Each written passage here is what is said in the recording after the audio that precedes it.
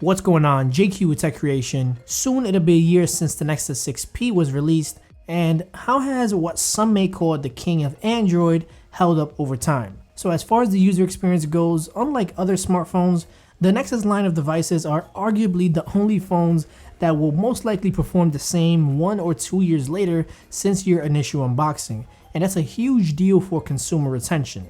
8 months later, I still have yet to experience any performance issues, which is something the Galaxy S7 Edge dramatically suffers from, and I had to install the third-party Nova launcher just to keep things running smooth. On the 6P, I simply didn't have to, plus those constant over-the-air updates straight from Google really help ensure that stock Android remains buttery smooth. Now, as a long-term daily driver, I wasn't exactly the most confident when using the stock camera app. I mean, pictures were fantastic, don't get me wrong. It really goes toe-to-toe with some of the best cameras out there, but that's besides the issue. It's just that the camera continues to have this delayed launch at times, which I found to be not the most reliable when wanting to snap shots for those in-the-moment situations. And even while double tapping the home button for quick camera access was convenient, it was extremely sensitive when enabled, and I can't tell you how many photos were snapped in my pocket without my consent, and because of this I had to turn it off, which rendered the feature useless. Now, continuing on my rant, the amount of time it takes to process HDR photos is really annoying, and I mentioned this in my initial review.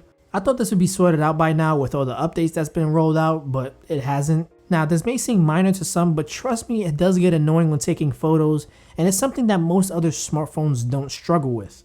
Now, the workaround here is simply just turning off HDR entirely, which affects you since it usually produces the best images. Now, while I'm fully aware that you can download a plethora of third-party camera apps, that shouldn't be the solution.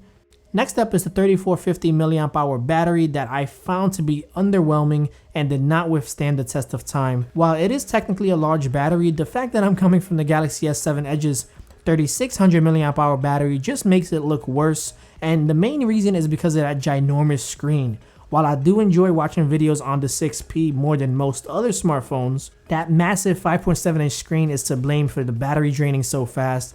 That's a lot of light and pixels to push out, and I usually have to recharge at midday. And that brings me to the next thing, charging. So I never thought I'd say this, but fast charging is a must when it comes to smartphones. The contrast has never been clear coming from fast charging back to the Nexus 6P's regular charging. The difference is night and day, and charging the 6P seems to take forever in comparison, and I didn't feel confident taking this outdoors for several hours. The front-facing speakers proved itself over the course of months. I didn't realize how well it adapts to real-world scenarios, such as when mounted to a car. It really helps me hear my recipients on the other end via speakerphone, and it's just all around better for media consumption as well. I really forgot how rich they can sound, and I just love not having to worry about muffling the sound when holding it in my hand. Lastly, the fingerprint scanner placement is still without a doubt the best location in my opinion. It's certainly one of the most convenient, as your finger sits naturally, it requires hardly any movement for authentication, is ambidextrous friendly for righties and lefties, and it works while the screen is off. Most smartphones you have to usually wake it up first before you can use the fingerprint scanner.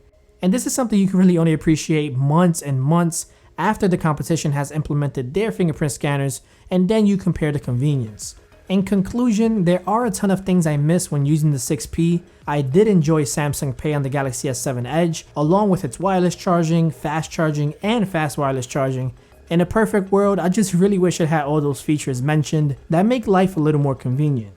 Now, don't get me wrong, I like the 6P. In fact, there's an unexplainable satisfaction when using this phone, and the constant UI updates and optimization is really what makes this smartphone feel like it's future-proof, and why so many users in the tech community has held onto it for so long, and it still remains one of the best designed smartphones out there almost 1 year later. If you share my same opinions or they differ, go ahead and drop those comments down below, as I'm eager to know where you guys stand. And as always, if you're new to the channel, be sure to subscribe for some awesome tech videos. Thanks for watching, you guys are awesome, and I'll see you in the next video.